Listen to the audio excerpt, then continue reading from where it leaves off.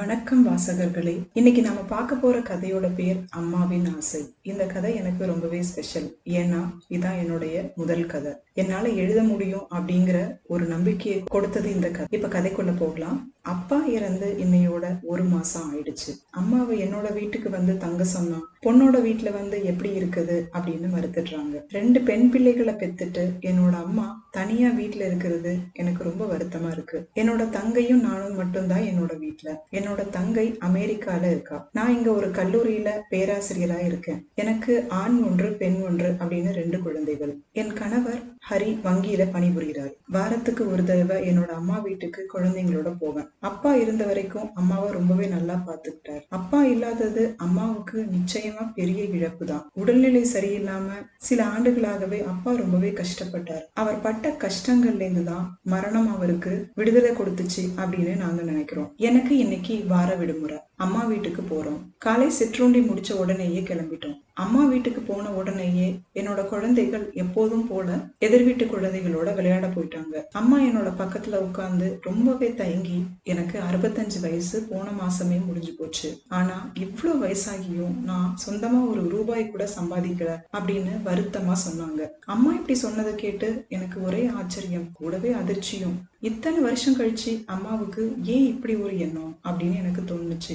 கொஞ்ச நேரம் அமைதியாவே இருந்தேன். எனக்கு உடனே பதில் சொல்லவே தோணல. அம்மா, நான் யோசிச்சுட்டு நாளைக்கு வந்து சொல்றேன் அப்படின்னு சொல்லிட்டு என்னோட வீட்டுக்கு வந்துட்டேன். வீட்டுக்கு வந்ததும் என்னோட கணவர் ஹரி கிட்ட சொன்னேன். அவர் அதுக்கு, உன் அம்மா என்ன செய்ய முடியும் இந்த வயசுக்கு மேல அப்படின்னு கேட்டார். அன்னைக்கு இரவு எனக்கு தூக்கமே வரல.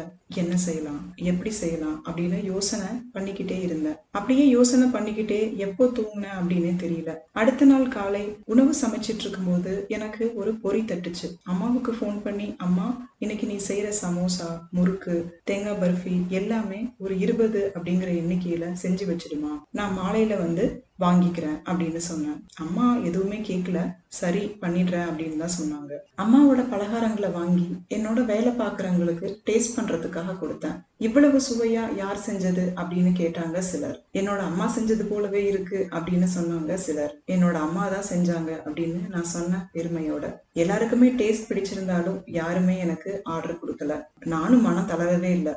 எனக்கு தெரிஞ்ச உறவினர்கள், பேக்கரி, பழமுதிர் நிலையம், ஸ்வீட் கடை அப்படின்னு எல்லா பக்கமும் அலைஞ்சேன். என்னோட படிப்பு தந்த அனுபவத்தை விட இது எனக்கு இன்னும் சில அனுபவங்களை தந்துச்சு. இப்படி நான் 1 மாசம் தேடியதோட விளைவா ஒரு பேக்கரியில அம்மாவோட கைமணம் பிடிச்சு ஆர்டர் கொடுத்தாங்க. அம்மா தனியா செஞ்சு கஷ்டப்படக்கூடாது அப்படின்னு சொல்லிட்டு நான் அம்மாவோட உதவிக்காக ஒரு பெண்ணை வேலைக்கு சேர்த்து விட்டேன். இப்போ அம்மாவுக்கு தொடர்ந்து பலகாரம் செய்யறதுக்கான ஆர்டர்கள் வந்துகிட்டே இருக்கு. அம்மாவுக்கு ஒரே மகிழ்ச்சி.